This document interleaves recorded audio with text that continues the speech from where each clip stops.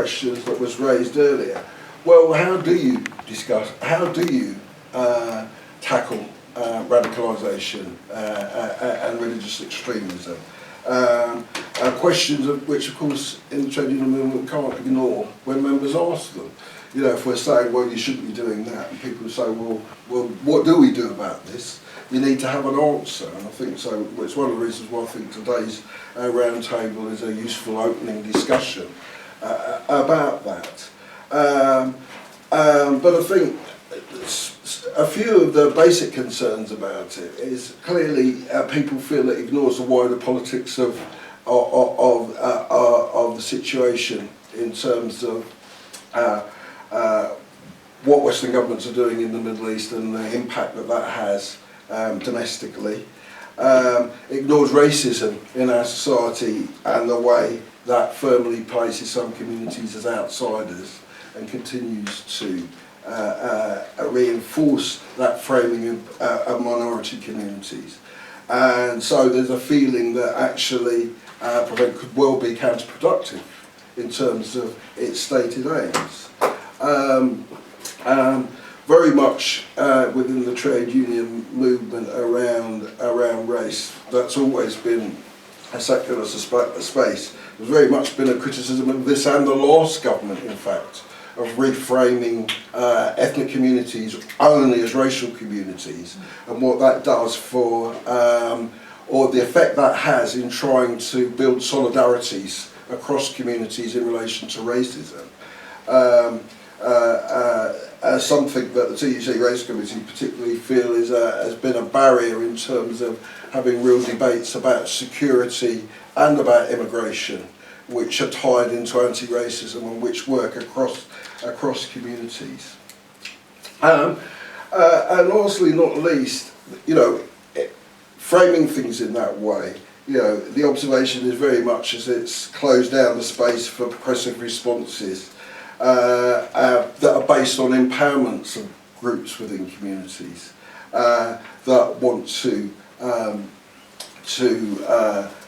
deal with issues around radicalisation, because the state places power within the hands, often within those communities, of very conservative forces in terms of the way that it uses religious institutions. So for us, there's no particular conclusions, but there's a real concern that actually that the way that Prevent is being rolled out more generally, one will mean it doesn't meet its stated aims. Secondly, cause all kinds of unintended consequences in terms of tensions and conflicts within the workplace and between institutions. Anyway, I'll give you an example of that. I mean, we already know of instances from our education unions where, because of competitions amongst schools, right, because of, you know, academies, you know, schools have dobbed in the school down the road for not doing Prevent in the way that it's felt it should be doing. Not necessarily because they are, but because they're the competition, right? So, you know, one of the things I think that government always likes to do with policy is look at it in isolation from other outside forces that are going on. And clearly, one of the real forces that impact on this in terms of public services, you know, is privatisation in terms of various parts of the state, and the way that creates competition between different institutions in terms of getting their hands on resources and money. That is reflected internally as well in terms of the relationships between people. I mentioned about, you know, how it plays out between staff and management and staff and staff. Because we know just whether it's about Prevent, whether it's about immigration, whether it's in relation to race, these things get used, that can be used maliciously. You know, and the question is, how do you protect people against that? And finally, I'd say, you know, a major concern for us as trade unions, of course, is how do we represent and protect members within this context?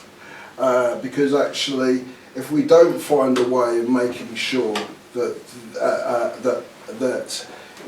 consequences that might arise from prevent in terms of industrial relations are tied into the procedures that we have, that we agree with employers for dealing with things, that we may well find ourselves trying to represent members where we've got no framework for doing that at all. Thank you very much. Thank you.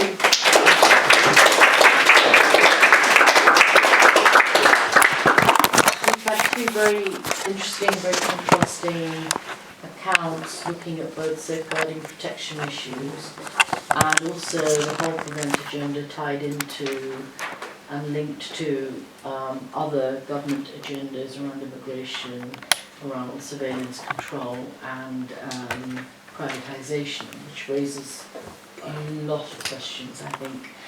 The next speaker is Goldie Osuri, and she is from the Department of Sociology here at the University of Warwick. Thank you. Thanks for inviting me to speak. I have, again, not completely different, but a slightly different aspect to touch on, and I think about four interrelated points to make in relation to prevent. One a larger point has to do with how it's being framed as, I suppose, impinging on free speech and academic freedom. And the next point I want to make or touch on is to do with its more transnational and colonial history, transnational character and colonial history. So I'm actually responding to a series of comments I found in the Times Higher Education on prevent, and it has a special segment of commentaries on prevent in terms of the legal duties of British universities. And I found this interesting as it shed light on the critique of prevent and the discourse of the critique of prevent. And I would argue that this is a largely liberal critique. So the first point is a legal scholar in the article points out that counter-terrorism, that the Counter-Terrorism Act affects free speech and academic freedom. And these are compromised in relation to the invitation of speakers. Of course, violent extremists or terrorists belonging to proscribed terrorist organizations are not allowed at all, but also this applies to non-violent extremists. And I think, Femina, you've already sort of defined how extremism is defined as vocal opposition to British values, democracy, rule of law, individual liberty, and mutual respect and tolerance of different faiths and beliefs. So my argument would be that the idea of free speech, it would be amazing if such speech were able to thrive, is actually a fiction. In practice, free speech and academic freedom are subject to a number of factors. Academic conventions of lecturing, researching, publishing are one set of conventions, but these are also subject to all sorts of other factors, including getting funding for events, institutional hierarchies, the new liberalization of universities, and so on.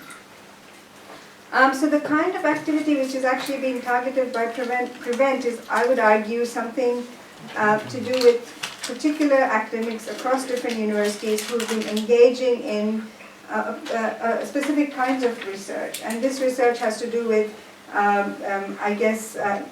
exploring injustices in the war on terror era, and what I would call solidarity speech and activities, that is inviting particular speakers who've been detained, imprisoned, or people who are speaking out about the injustices of the war on terror, or people who are speaking out about, as I think Wilf has just mentioned, the wider politics of foreign policy in the Middle East and in other places. So these expressions of solidarity are what are being targeted.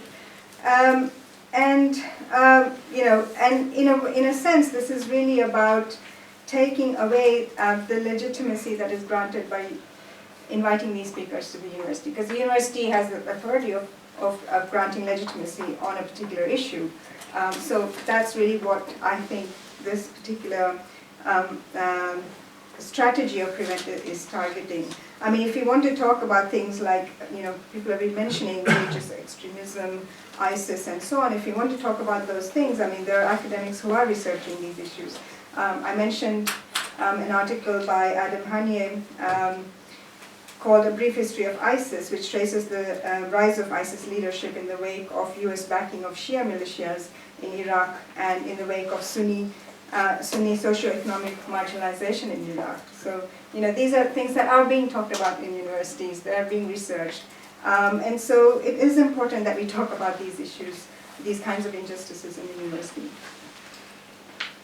So I think the other thing I think about PREVENT is that, generally the strategy of the war on terror has to do with reshaping ideas about democracy.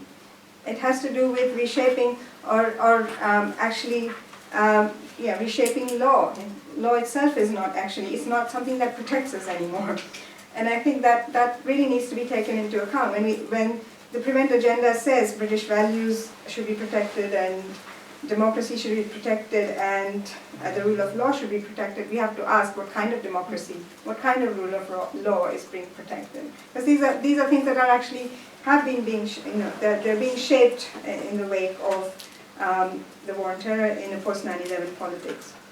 Also, and I think this is something that perhaps Will has already sort of maybe mentioned, but it leaves these kinds of issues to a particular level of decision making about who constitutes a threat. So who is the person who's going to make this decision that so-and-so is a threat?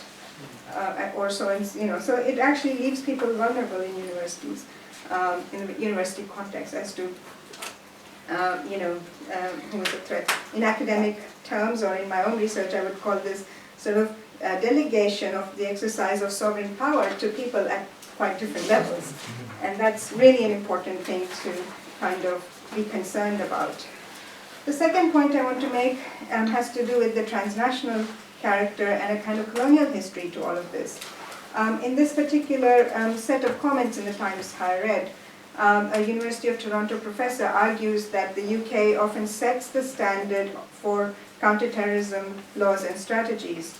And so the argument is that the PREVENT Agenda's Act, or the PREVENT Act, of targeting universities is a kind of first, and Britain or the UK is at the forefront of this. An Australian researcher in the same article says, while critical of Australian counter-terrorism laws, states that thankfully universities haven't been targeted in Australia yet. Having lived in Australia in that period, in the wake of the sort of counter-terror legislation that came in, I can quite safely say that he's quite wrong in making this claim. The Australian sedition laws were put into place in 2005. It's quite a similar function to have quite a similar function as the PREVENT agenda. Then Howard government introduced amendments to its criminal code regarding sedition.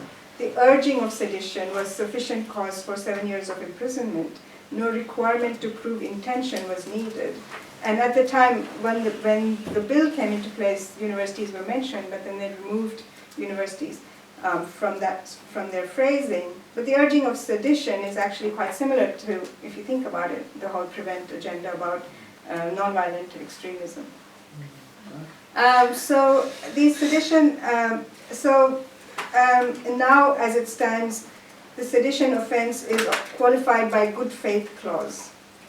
So under the criminal code, it's a defense to a charge of sedition that the acts in question are done in good faith. For example, public comments made in good faith, pointing out mistakes in government policy or urging people to lawfully change laws or policies will not be caught in the sedition provision. But again, who defines what is good faith? It is as vague as things like British values or those kinds of phrases. I think the larger issue in all of this is to think about how the US, the UK, Australia, Canada, and New Zealand work with each other on their counter-terrorism strategies. In fact, intelligence sharing amongst these nations has been going on since World War II. It was formalized in 1946 and 1955. They are called the Five Eyes countries. I mean, this is the stuff of James Bond, but they're called the Five Eye Nations.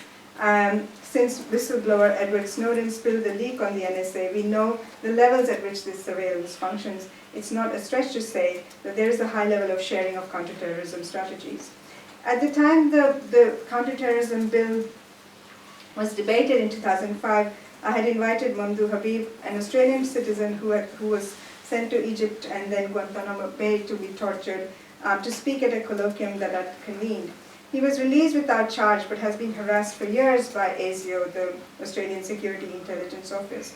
A journal publication from that colloquium also contains an article by Indigenous academics who make the case that offences such as sedition or even preventative detention, detention without charge, has long been experienced by Indigenous communities in Australia as part of an arsenal of colonial policies.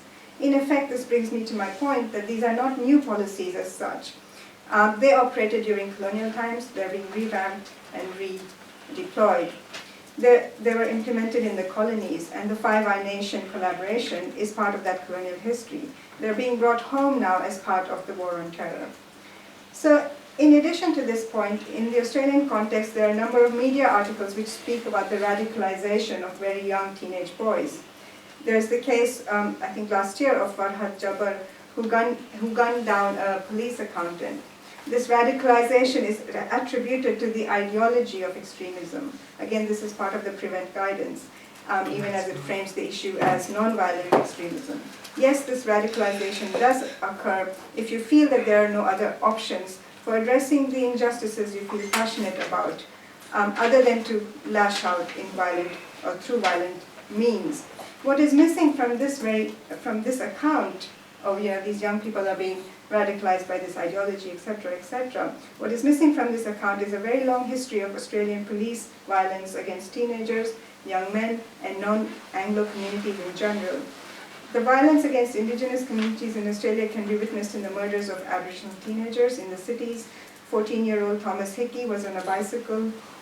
He was chased by a police car in Redfern. He was spiked to death. His family and a group of activists of the Indigenous Social Justice Association and others are still fighting for justice. In the western suburbs of Sydney, many Arabs and or Muslim communities now live. Vietnamese communities live there, and there have long been zones of daily police harassment. In effect, these conditions mirror what we hear about from the US, but also what we hear about in the UK. This harassment, combined with the intersection of unjust socio-economic and or political realities, racism and Islamophobia, these are things that contribute to an event such as Farhad Jabbar gunning down a police accountant. Alongside, say, the other things that people have mentioned, in terms of speeches that they hear or a worldview that they're presented with. I'm not discounting those things. I'm saying that these are all also part of that, and they should be thrown into the mix. So research by academics, in effect, proves this scenario. And finally, the state is not an innocent bystander in all of this. There are many accounts among members of Arab and or Muslim communities that in the interest of creating a network of informants both at home and abroad, the police themselves generate that fear, paranoia, stress, etc., conditions which contribute to radicalization.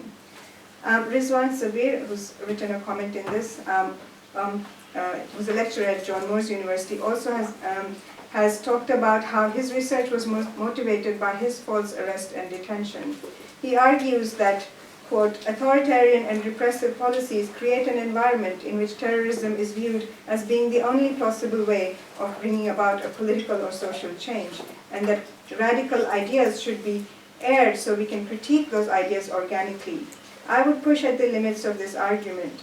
What we are experiencing across the world through these forms of authoritarianism is state terrorism, the attempt by the state to instill fear and terror among its populations, both through the fears of the terrorism of the other and the fear of being terrorized by the nation state in which you live. So what I would suggest is that actually we're being caught in two kinds of terrorism. One which actually is instilling fear and paranoia in us, but also trying to silence us in our very environments, in the university, but also outside. In such a situation, it is more important than ever to engage in the risks of solidarity speech and solidarity activities.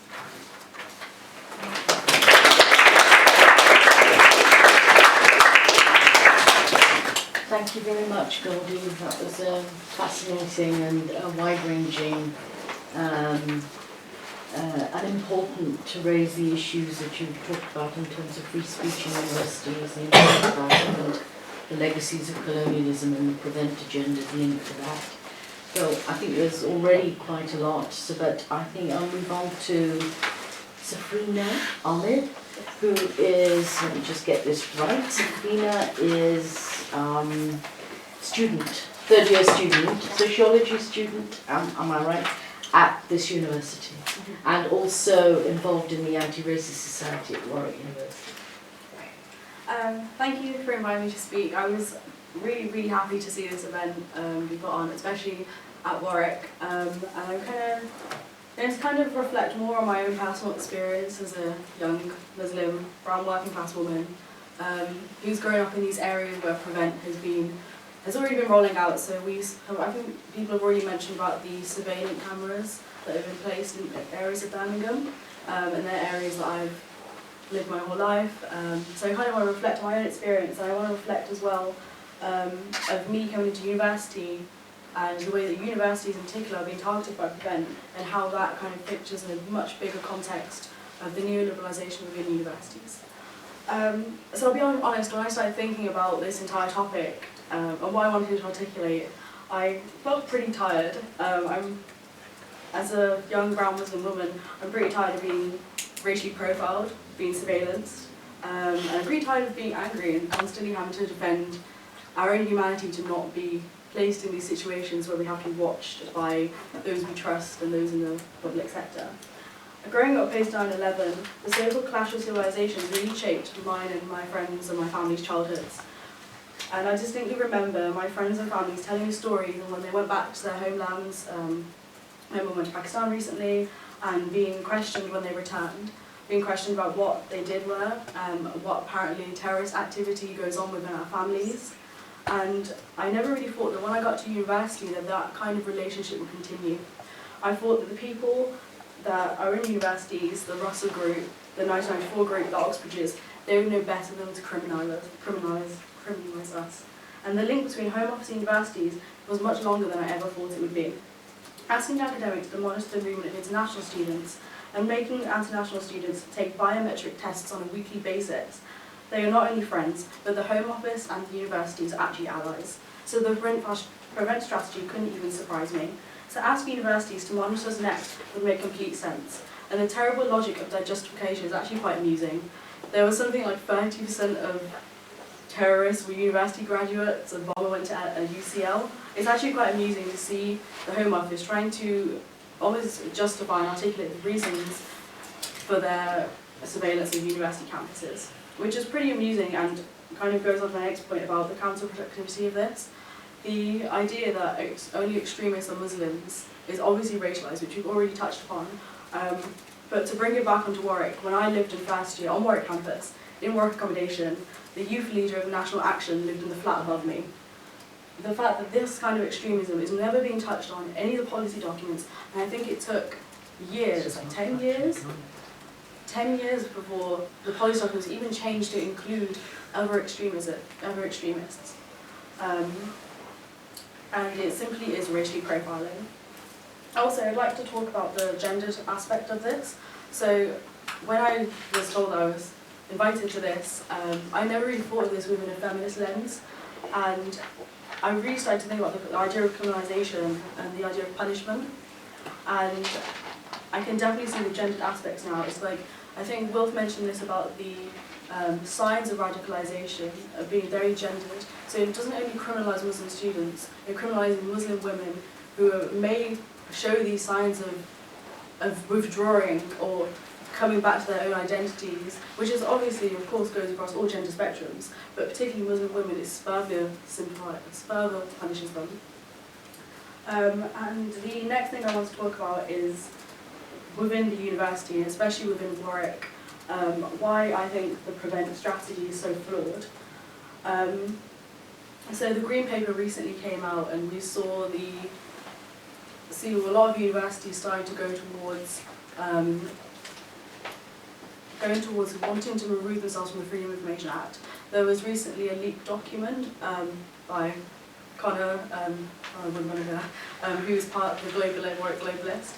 And it leaked that this university would like to see itself exempt from the Freedom of Information Act. I think these whole processes where the university is trying to tighten itself and the government is trying to tighten their relationship with the university in terms of academic freedom, which Goldie has already discussed, needs to be looked at altogether. And I think we also need to discuss dissent, which is obviously pretty relevant to this discussion. And again, in the context of Warwick, I think the only real way to counter the prevent strategy and the prevent narrative is to dissent against it. I think it is to resist it. And I think we need to do that with trade union links, we need to do that with community workers, but I think it's also important to see that we need to do that within university campuses, and the university is starting to clamp down on student dissent. I don't know how many people are aware that last year students were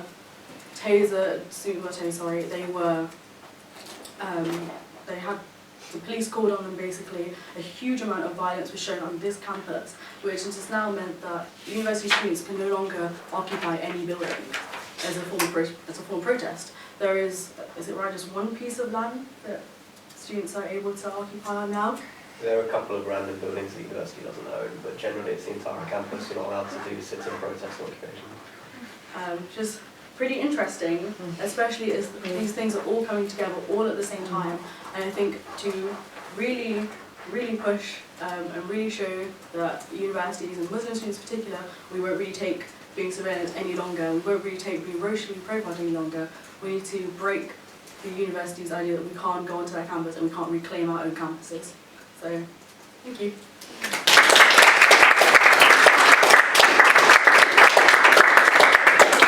Thank you very much, Safrina. I think that was a really important contribution in terms of exactly the realities of life for students on campuses and the shift to the authoritarian right and its links with the prevent agenda and censorship and so on. My final speaker is Rashid Ali, and he's from the Institute for Strategic Dialogue. Okay, thank you for inviting me along, and it's been an interesting afternoon. I think there are lots of different reasons why people could critique the prevent agenda, and there are lots of issues surrounding both the prevent agenda, the counter-extremism policy, counter-extremism strategy, the posited policies and laws that are going to be presented. And there are lots of actually very important reasons to critique it, both ethically, both philosophically, in terms of looking at how does a government and state apparatus deal in the pre or non-criminal sphere of ideas and ideologies, etc. and so forth, before it's gone to a level of criminality. And there's a whole host of moral issues and questions there. There's also policy prescriptions in the manner which are coming out, which I think many of us can see are going to be a direct restriction, the curb on civil liberties in terms of freedom of speech, in terms of banning organisations which act within the law, etc. Unfortunately as well, I have to be quite frank about, there's a lot of stuff that's just said about this that's just, I don't know, what's the best way of putting this? Just not true. You know, as in it just, because there are certain things which, whether we like it or not, they're facts. And those facts, actually very simple things like the focus on what is the prevent agenda. The prevent agenda does not operate in the criminal sphere. The counter-terrorism policy has a number of strands. Two very bland strands of protect, and where they're looking at physical things like protecting buildings and preparation for terrorist acts and responses, etc. And then the more controversial strand of pursue, which is investigative and intelligence gathering, which primarily is specifically related to gathering intelligence around plots, disrupting and arresting individuals and stopping plots taking place. And then in the space that is deemed, because there's this idea that people don't just get up one day and decide to blow stuff up, kill people, stab people, go on a train, kill a soldier, whatever it may be. They generally don't do that just like that. There's an idea that there's a process that happens before that. And so maybe if we can prevent people within that process of becoming radicalised before it becomes a criminal issue, before they're involved in plots, before they're undertaking an act, before they're planning something, then actually what we can do is we can prevent people from going down those lands. Now that's the idea, so it's nothing to do with the criminal sphere. So this idea of criminalising is just factually wrong, and I find it frustrating having conversations where things that are just not true are brought into a discussion, because it just wastes time on some of the more problematic issues that we need to actually engage. Similarly with things like looking at the scope of Prevent. Prevent actually did focus primarily on Muslim majority communities by excluding other issues. It quite literally excluded the far right, and excluded dealing with communism, it excluded dealing with all sorts of extremes. Following the review, it re-decided that we need to engage with them. Why? Because actually people on the ground had already decided we're not going to restrict ourselves by the Prevent policy framework, we're going to engage with it, looking at far-right extremism as well. Like the East Midlands Community Contact Unit in Derby, which focused applying the Prevent remit not just on radicalisation in the Islamist context, but also looking at radicalised on the far right. And so the reason behind that was the same reason we saw some of the things like the infamous utilising of money for surveillance cameras. Because there wasn't any specific restriction on how local authorities utilise money and funds that were provided under the Prevent agenda, i.e. that it wasn't ring-fenced. Hence you had all sorts of things. You had curry clubs in Bradford, where people were setting up curry clubs claiming Prevent money as a means of stopping young individuals being radicalised, because all they really need is a good chicken vindaloo or something. And this comes back onto the point that was kind of raised, that actually when looking at what causes radicalisation, for some people this is all about religion and ideology, and they're not particularly bothered about substantiating that claim. They have an ideological perspective, that is what they want to go with, and that's what they're going to push, and that's their agenda. And they may be right, they may be wrong. For others, this has got nothing to do with religion and ideology. So for others, who, the likes of Rizwan, who's a friend of mine who I've known for a long time, will say this is to do with government policy determining the only option forward is, or creating an atmosphere where people think the only option forward is violence, it's nothing to do with ideology. This is nonsense. Because actually, as an example, when looking at persecuted areas or individuals or communities which are repressed, they don't all eventually end up being terrorists. So there's more to it, and that was the point you made, that actually these things may well provide individuals with grievances, with motivations, with discrimination, with Islamophobia, but actually there's something that comes and takes all those things and gives them a particular narrative, and that's the ideological aspect. And I think most people, when you speak to them, they will look at it from their own particular expertise. So if you speak to a political scientist, they will generally look at the world and tell you, well, what do you expect when you've had illegal wars like the Iraq War? What do you expect when you set up Guantanamo Bay and you have the removal of people's rights? You're going to get a reaction, you're going to get a response, you're going to get grievances that create these other movements. If you speak to a sociologist or someone who's specialist in social movement theories, they will be able to analyse this from the perspective of societal factors, look at whether, depending upon their particular school of thought, if they're Marxist or functionalist, or if they're particular social movement theory, they will look at these as manifestations of social movements. If you speak to a psychologist, they will break this down and look at the factors of engagement, motivation, dehumanizing the other, etc., and analyse it from a psychological perspective. You speak to a theologian, they'll tell you, well, this is all to do with the distortion of our pristine religion, and it's a theological issue where people have gone astray. Actually, all of those people are speaking, they're hitting different parts of a tangible reality. The researchers are, when there is tons of research now in this area that describe this, whether it's people that compare this to totalitarian movements, like David Sullen's epic PhD that goes through how essentially these are just neo-fascist movements. They share the same characteristics. It's not that far to say Ein Volk, ein Reich, ein Führer.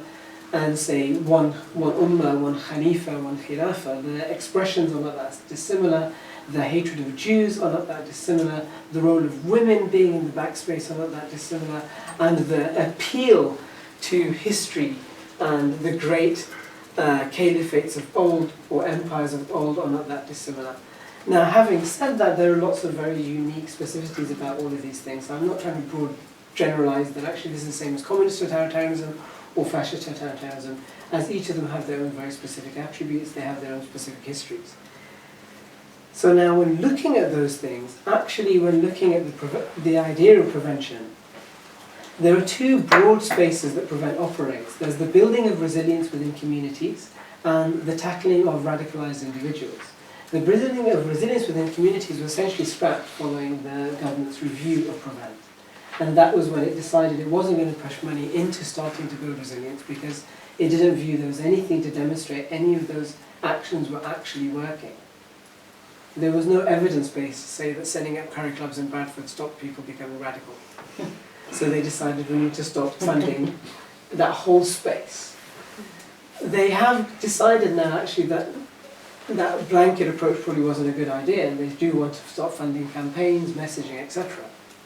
The focus then became specifically the Channel programme, which was now looking at engaging with individuals who had gone further down the radicalised spectrum and aimed at creating de-radicalisation programmes, initiatives, or individual mentoring schemes. And that has been the focus of the government's kind of de-radicalisation work.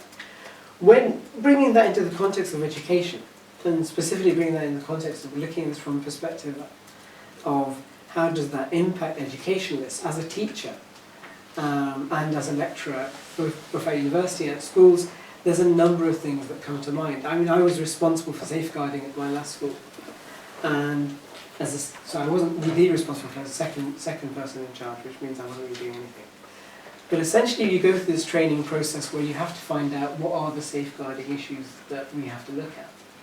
And they include things like looking at vulnerable individuals who are being bullied, but also looking at vulnerable individuals who are being neglected at home. And they include things like looking at individuals who may well be going down the spectrum towards substance abuse, and also looking at young kids who are truanting, and attached to that is also looking at individuals who are being radicalised. Now the one thing that anybody who would tell you this is that school teachers or lecturers or academics or people who are engaged in that do not sit back, well at least I hope this is the case, do not sit back and look at individuals and think, well, I wonder if they're being fed 3 proper meals at home. They don't sit back and do that analysis. They don't sit back and think, hold on a second, I wonder if that individual is experiencing racism or bullying in the classroom. What they do is when they see manifestations of that, they do report it. So if you have a young kid who comes into school, a young girl, if you're teaching at school, and she comes in and her hair is literally in the same state as it was for 3 days in a row, she hasn't been bathed, she hasn't washed, etc., and it's a young kid, as a school teacher you have to make a note of that. If you're working in primary school, because actually this is seen as neglect. If you regularly have a child that comes in and is asleep in the morning, it's not penalising the child, but it's another sign of neglect. So these are factors which people put down when you look at in terms of neglect. It's reactive, and it is not some type of agenda where you're supposed to now drive these things and find them out. It's a reactive association. This is the same with the prevent responsibility or the safeguarding or the statutory duty. It's supposed to be reactive to incidents and situations and circumstances. Now, I don't actually believe in all reality that is anything different to what school teachers, lecturers, or people who do that in the public space in any case. I don't think, if you had a guy come and say, you know something, I was just thinking the other day, those packies that have moved in next door, they're really doing my nut in. I think everybody would stand up to that in the current circumstance. And when it isn't stood up to, it would, and if it does become an issue, it would be looked at, frowned upon, and massively seen as a derogation of duty and responsibility for anybody in the public space to not clamp down on that type of racism.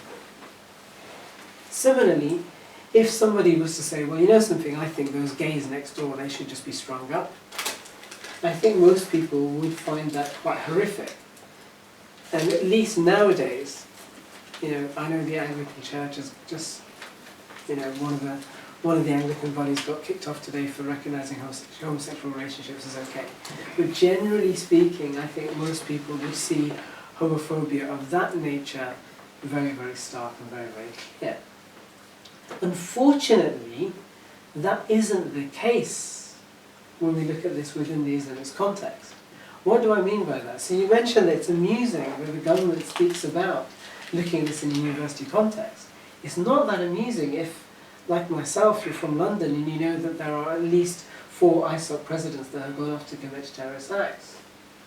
It is less amusing when you know that one of those ISOC presidents actually invited Anwar Awlaki to his university in 2005, well after Anwar Awlaki had publicly stated his support for suicide bombing, his support for terrorist acts and killing individuals, his support for total jihad.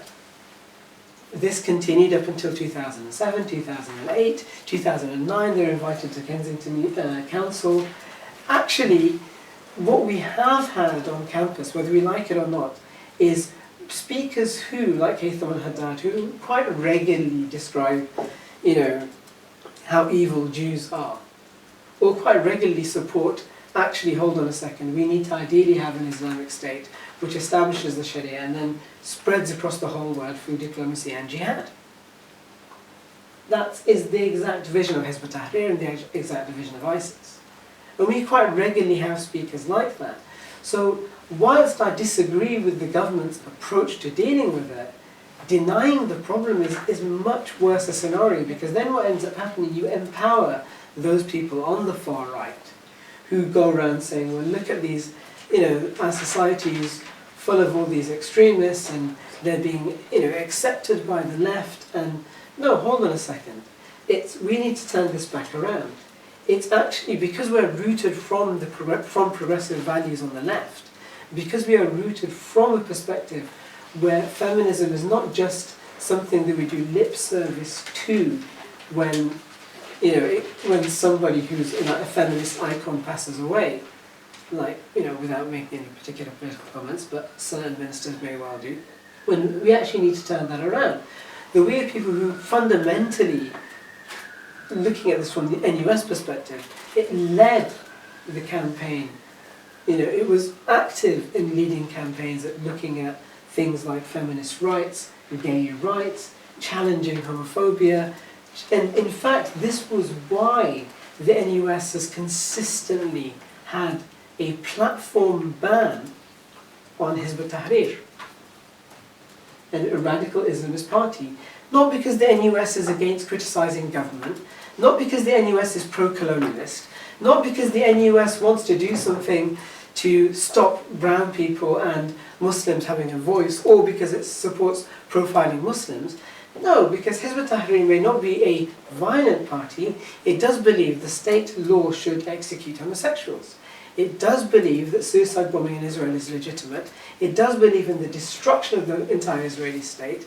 And it does believe that killing Israeli civilians is perfectly acceptable. These things are beliefs of terrorists. They are actively promulgated. They are horrific. And it isn't an ambiguity of who defines extremism. It isn't that ambiguous and that difficult to see this is an extremist group. And neither is this a legal ban. It's not criminalising Hizb ut-Tahrir. It's a moral statement that the NUS has taken. That we're not going to allow our funds given to us by taxpayers to give the people this privilege, not a right, this privilege to have platform on university. Now, it may be debatable. You may decide it's better to argue them, give them a platform and criticise them, which would be my perspective. But I'm not going to criticise the NUS as being some type of instrument of, you know, far-right power for doing that. It's just not true. And this just does a disservice to the history and to the activism and to the work that has been done.